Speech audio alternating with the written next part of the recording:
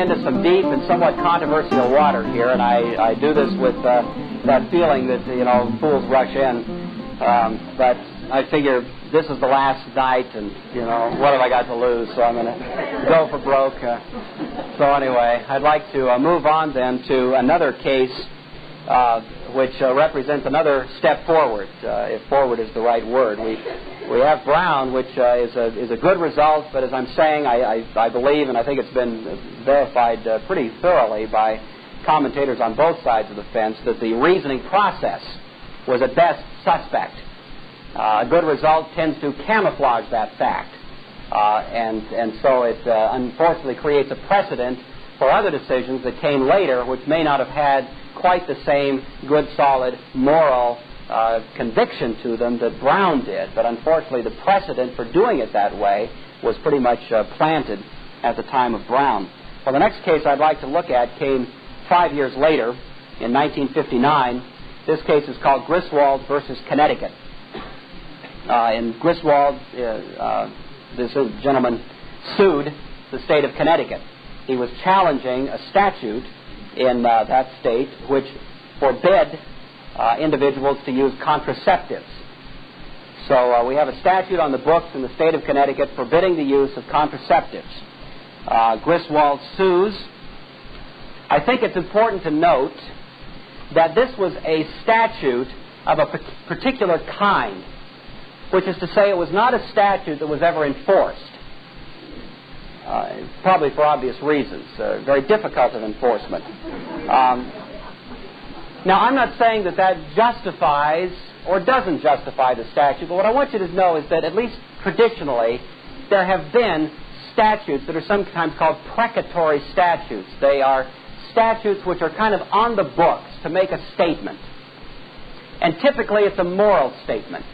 It's as if society wants to go on record that we don't approve of this particular practice, you see.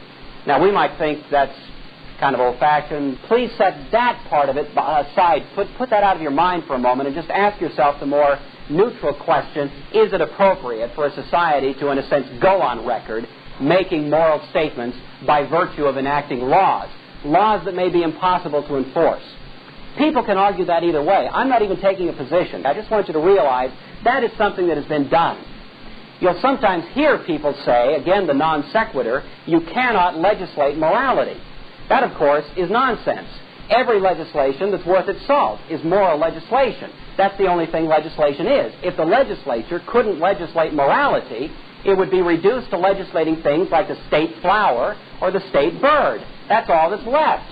Legislate, isn't it a moral issue how you drive your car? If you're driving your car in a reckless fashion, that's a moral concern. If you're running your business in a way that is dishonest and deceitful, that's a moral concern. And to say the legislature can't legislate in moral areas is ridiculous, and obviously no law that has any particular bearing in society is going to be a law that doesn't have some kind of moral foundation to it. So the question is here whether or not the legislature can legislate moral issues that may be impossible of enforcement, but at least make a statement. Well, that's what this Connecticut statute was. And regardless of what the statement was, whether we agree with it or disagree with it again, or whether we even agree or disagree with the propriety of doing this kind of thing, these precatory statutes, is sort of beside the point. Just accept the fact that that's what was on the books in the state of Connecticut. Well, Griswold brings this case suing on the basis of the fact that this statute was, in his opinion, unconstitutional, and he manages to accomplish the very expensive project of getting this all the way to the United States Supreme Court. The conscious intention of this case was, of course, to once again enlist the Supreme Court of the United States in a moral debate. Now, I'm not saying that necessarily is bad, but if it's a moral debate that's unrelated to the Constitution, that's questionable. Because the job description of the court is not to settle moral dilemmas in their naked existence in our society. That's not what they were appointed to do. They were appointed to construe the Constitution, you see. But here we have an invitation, as it were, to the court to engage in this moral debate over the propriety of the use of contraceptives. But much more than that. Much more than that, this was an invitation for the court to engage in the discussion of a whole growing concept of sexual ethics and sexual relativism in our society. And that was really the agenda that was behind the scenes in terms of this particular case. Well, the Supreme Court of the United States accepted review of the case and rendered an opinion, and that opinion came down in 1959. It was written by Justice Douglas, and it represents one of the very interesting new steps in constitutional law. In this case, Justice Douglas began with the Constitution. He began with the Bill of Rights. But his reasoning took him along these lines. He said that as we read the Bill of Rights, we find that there are certain interests that are protected therein. And he cites the First Amendment, which has to do with the right of free speech, the right of practice of religion, the right of assembly, etc. He mentions the Third Amendment, which says you can't be forced to quarter soldiers in peacetime. He mentions the Fourth Amendment, which protects you from unreasonable searches and seizures. He mentions the Fifth Amendment, which says you can't be deprived of life, liberty, or property without due process. You can't incriminate yourself in the judicial proceedings, etc. He mentions all of those, and then he uses some interesting vocabulary. He says the Bill of Rights not only has this content that is clear on its face, but there are also penumbras and emanations out of the Bill of Rights. Penumbras and emanations, you see. Now, I don't know what the framers would make of that, but I'll tell you, that was a new thought to many who started reading this opinion, that we not only have the concrete and explicit content of the Constitution, but now we have a kind of aura, a kind of penumbric atmosphere that clings to the Constitution. That's the language that's used. You'll often see lawyers, if they know something about constitutional law, mention that with tongue-in-cheek, because they know exactly what the Supreme Court was doing at that point. Much more so often than is recognized at the lay level. They recognize that this is nothing more than pure invention, you see. This is grabbing things utterly out of the blue.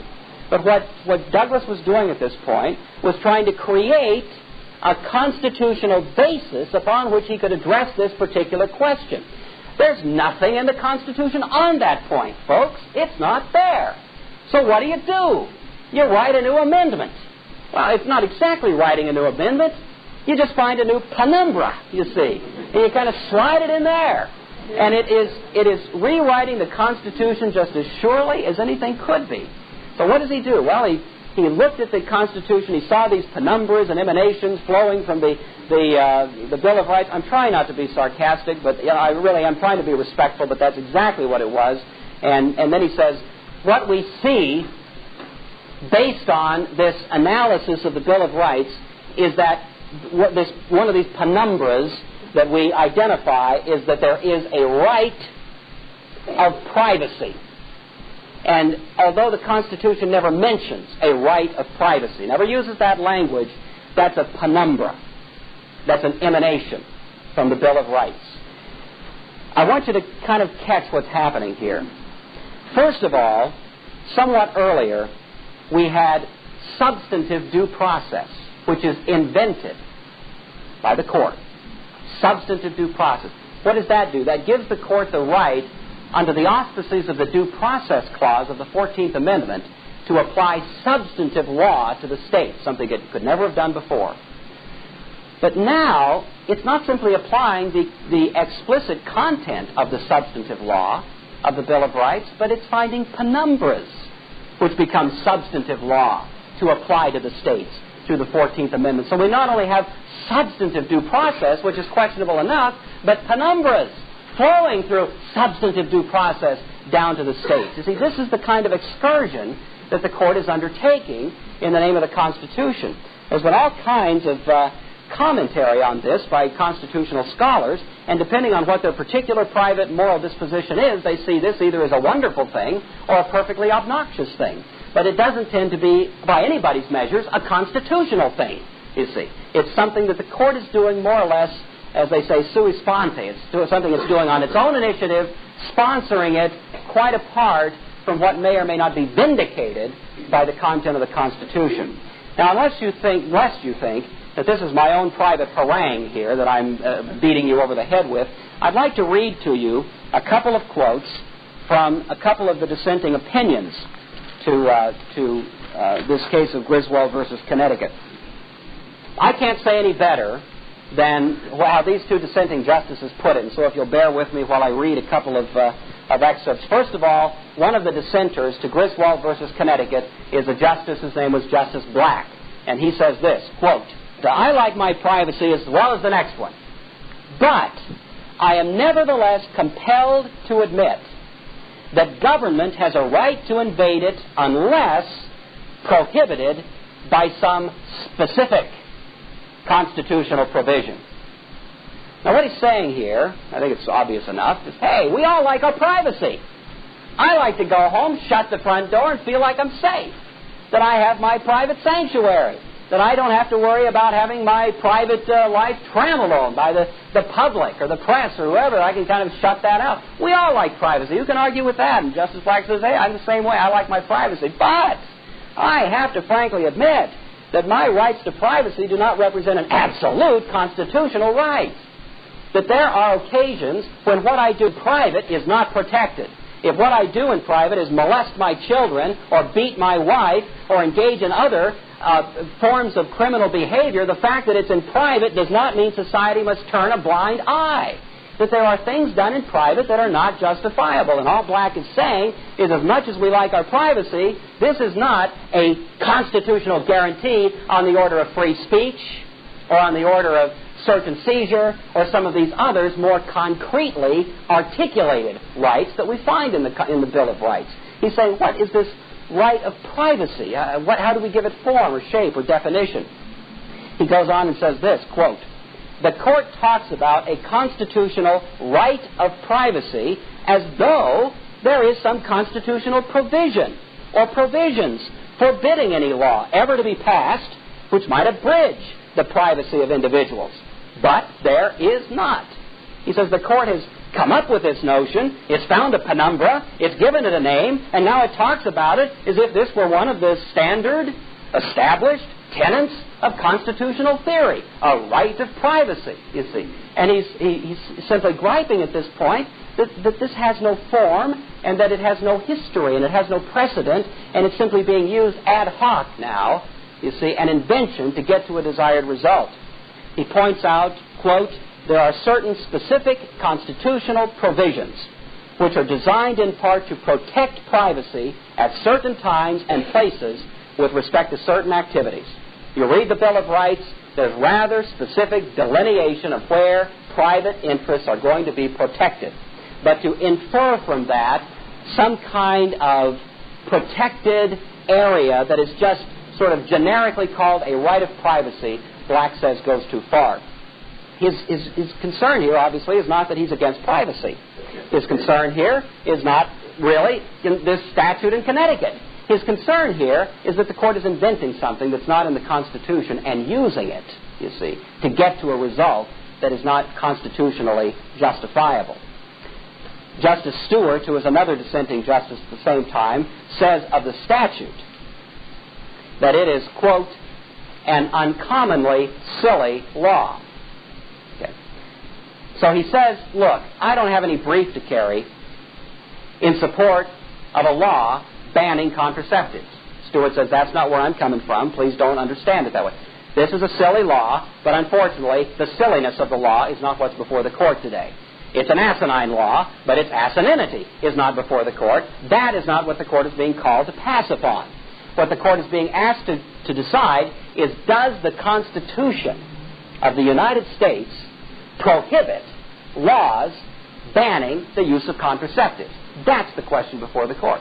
Where do we find in the Constitution language banning laws like that? Now, we might say to ourselves, well, they should have put that in the Constitution, right up there with free speech and no laws against contraceptives. You know, they should have put that in there. But, friends, they didn't. They didn't put it in there, you see. And now for the Supreme Court to write it in, especially to write it in on a foundation that has no true existence in the Constitution, again, raises profound questions. Now, the danger you're in is right now to think, well, yeah, but a law like that is no good. They shouldn't have laws like that. Okay, maybe they shouldn't. Let's not dispute that. The real question is, what if the Supreme Court next day invents some other constitutional hocus pocus to come up with some other conclusion which is utterly abhorrent? You see, we've given them a license to do that. If, in fact, this kind of judicial decision-making goes on without any response, if we just accept that as a legitimate constitutional process. Finally, Justice Stewart says that he could find no such general right of privacy in the Bill of Rights, in any other part of the Constitution, or any case ever decided before the court. Even though the law was a silly one, he couldn't find any precedent, you see, for that decision. And he concludes, the court doesn't say, now get this, the court, and of course Stewart, a dissenting justice, is speaking of the majority opinion, the court does not say how far the new constitutional right of privacy announced today extends. Doesn't say how far it goes.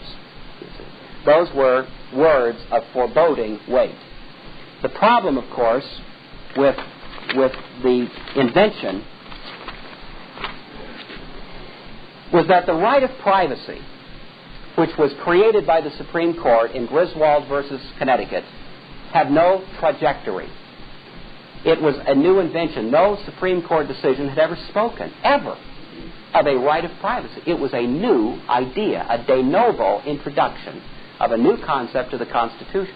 If it had had a history, then we could ask ourselves the question, where is it going? Because it's 2 points that establish a line. But here we have just 1 point, dropping in out of the blue a new right in the Constitution that no one had known was there theretofore. And the question that had to be raised by legal scholars and was being raised by these dissenting justices is, where's this thing going to hit next? What is going to be the next target, the next statute that will be shot down on the premise of a penumbra, an intangible emanation from the Bill of Rights?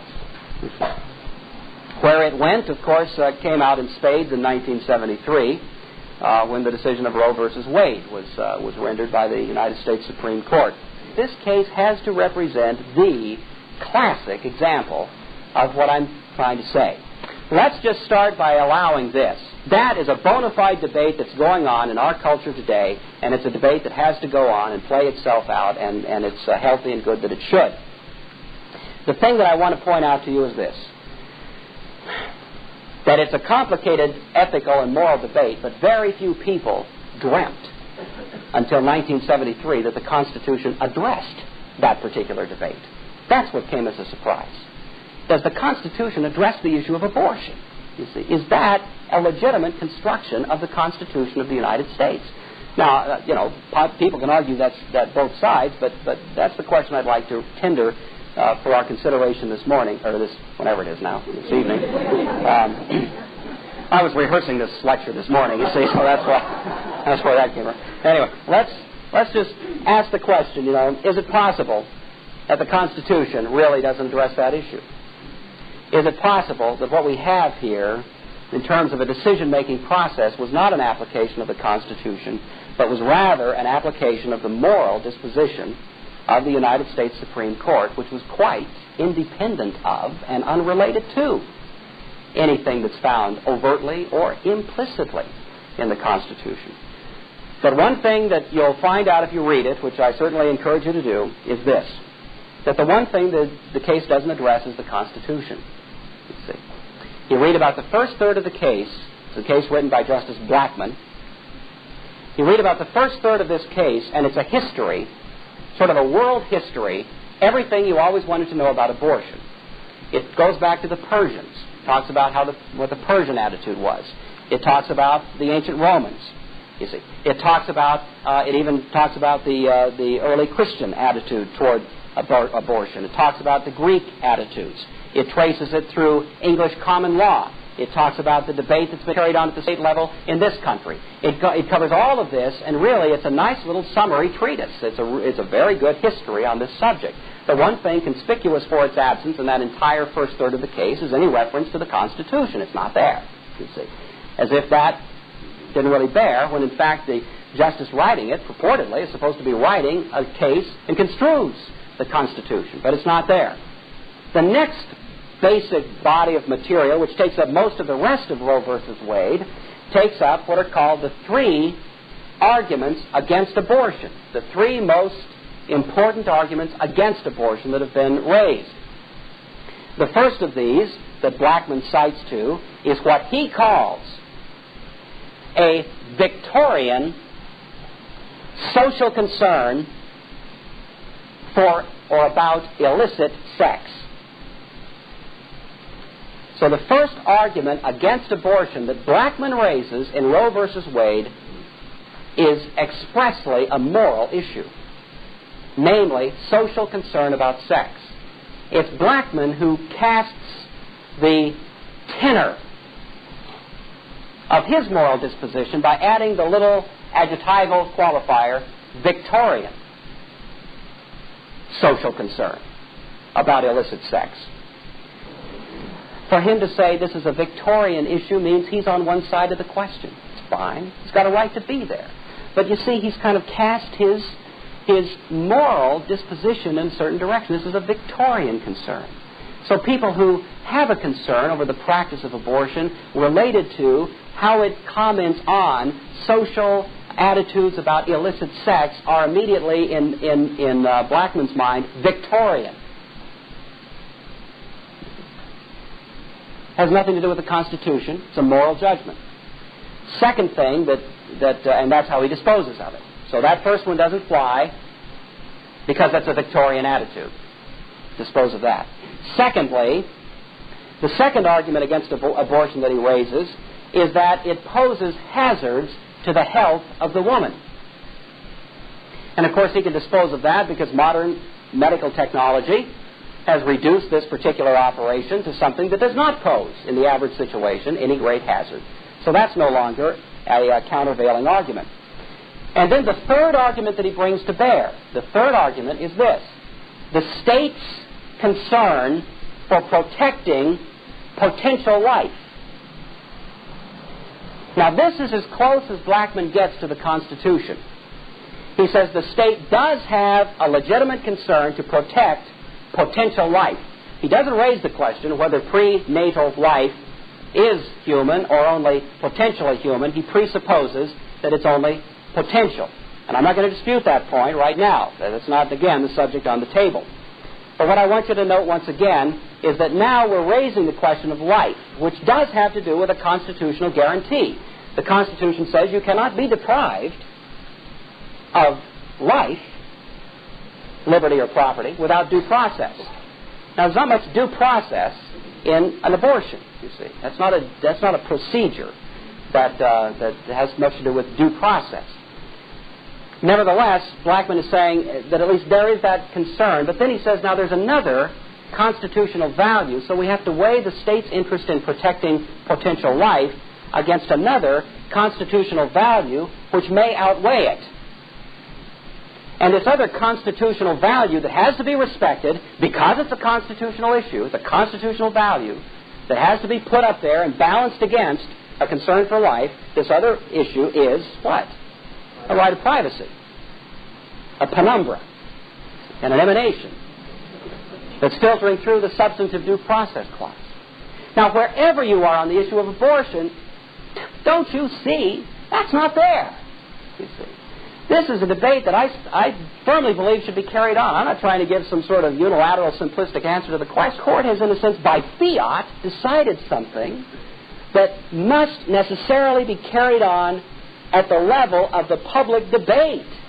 It's something society has to chew on and work through and agonize over and weep over. And at this point now, a set of benign judges in Washington, D.C. tells us what our morality is.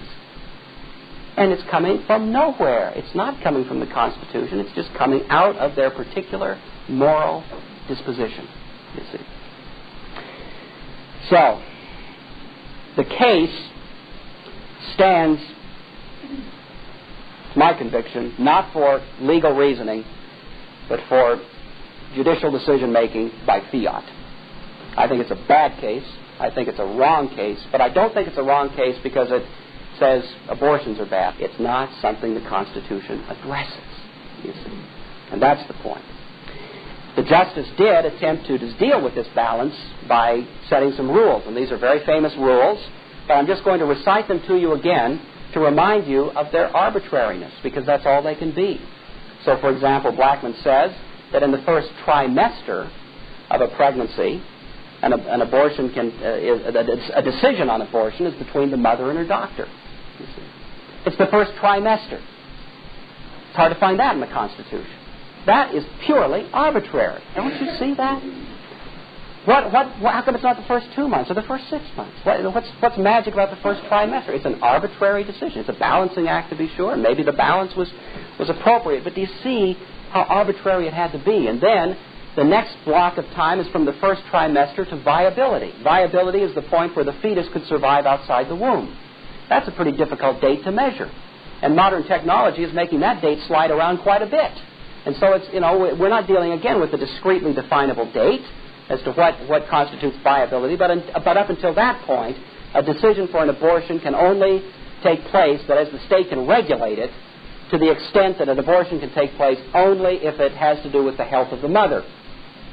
Then finally, from viability to birth, the state can actually prohibit an abortion, because then the potential life has become potential enough, you see, or maybe I should say it's become actual enough, that it warrants protection by the state. Now, whatever you think of that game plan, again, I just want to impress upon you and ask you to think, is that the Constitution? It is not my frame of mind, my personality, or whatever term would be used, to subscribe to what's sometimes called conspiracy theory or communist plots or anything like that. Not where I'm coming from.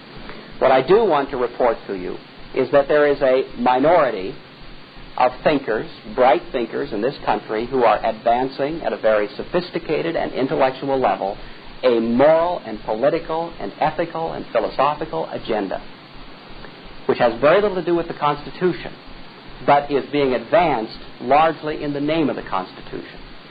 And these particular thinkers, and I have a great deal of respect for their brightness, their intelligence, their brilliance, tend to be concentrated in the intellectual areas of our society, not exempt from which would be our law schools, especially our best law schools. Our best law schools, that is the Ivy League law schools, the ones that are at the top, you see, are turning out the best legal minds who are tending to be deeply influenced by this particular moral, philosophical, ethical agenda. And they tend to find themselves moving rather quickly into the highest levels of the federal judiciary, because that's where the clerkships are, the internships are, and that's where very frequently they actually wind up themselves taking positions as judges. But what is represented in this particular moral and philosophical agenda are a set of values. Now, there's a lot of organizations I could mention to you that are engaged in advancing this set of values. Probably the organization, however, that has the most clear-cut, easily documented, verifiable track record is the American Civil Liberties Union, which is populated by some very bright legal thinkers. But they tend to subscribe to a certain set of values which basically comport with this agenda that I've been describing. Now, I just want to rehearse for you very briefly just a quick laundry list of some of the positions that are documented as having been taken by the ACLU. Not because I'm out to gun down the ACLU, but simply to try by way of illustration to give you a sense of what this agenda is, if you don't know. So, the ACLU is on record and has litigated against laws that oppose. These are laws that would outlaw these practices. You understand what I'm saying? They are opposing laws where the laws themselves would outlaw gambling, would outlaw the use of some narcotics. In other words, they're opposing laws that would outlaw the use of some narcotics. The ACLU is on record as saying that you have a constitutional right to smoke marijuana. It's opposed to laws that outlaw homosexual conduct, that outlaw pornography, that outlaw abortion, or that outlaw suicide. The ACLU is on record as opposing, in child custody cases, the introduction of any evidence concerning whether either parent is homosexual. The ACLU is opposed to any state regulation of abortion, not just the first trimester, but at any point during a pregnancy, any state regulation of abortion. The ACLU is opposed to child pornography, but says once a movie has been manufactured, that is produced, in which there is child pornography, that the First Amendment protects the distribution of that movie. The ACLU opposes any laws that zone pornographic theaters away from churches or schools. It opposes laws that allow the postmaster to remove your name from a mailing list by which you receive pornographic material in the mail. It opposes metal detectors in airports. It opposes mandatory incarceration for virtually any crime except murder or treason. It opposes the death penalty. It opposes tax-exempt status for churches. It opposes the display of a nativity scene on any public property. It opposes singing Silent Night in the classroom. It opposes the words "under God" in the Pledge of Allegiance. Okay. That's the agenda. Those issues are being litigated, and the proposition upon which they're being litigated is that the Constitution stands for those values. Ladies and gentlemen, that is absurd. And yet, that is the highly intelligent and motivated and energetic task that is being carried on in a very concentrated and focused and well-financed effort. It is happening. And the fact of the matter is that a great deal of Supreme Court decision-making is absolutely unconnected to the Constitution, but is very much connected to that particular moral agenda. Now, maybe you like that agenda. That's fine, you see. But one thing I think we should all recognize is that we are adrift. We are no longer connected to any traditional moorings. And if those are good values, by some arbitrary fluke, if those are the right values, so much the better. But what if those are actually destructive values? What if those are actually going to spell the suicide of society? What if those values, given free expression, will ultimately spell the demise of our culture? And what if we stood by as Christian people, not realizing that this was our final hour, and let it happen? It's my conviction it is time for reformation. You see, I believe that our society demands it. I don't think a Band-Aid response, some kind of little fix-up, is going to do the job. I think we're too far down the road. And I think the unfortunate thing is that for the most part, people at the rank and file level in this country are kind of scratching their heads wondering what in the world's going on, but are assuming, well, it's probably going to work out. I don't think it's going to work out. I think we need to come out of the woodwork. See, I think we need to start making some noise. And I'm going to give you now, in the last minute, my modest recipe for reformation. How does reformation happen? It's happened many times in the history of the church. We always think of the Reformation, but there have been many of them. Most of them on a smaller scale, but they happen. And these are elements, there's 5 of them, that I think constitute the fundamental requisites for reformation in any society. Number 1 is an unshakable confidence in the people of God that God is sovereign. And what I mean by that is that God is the ruler not just in our private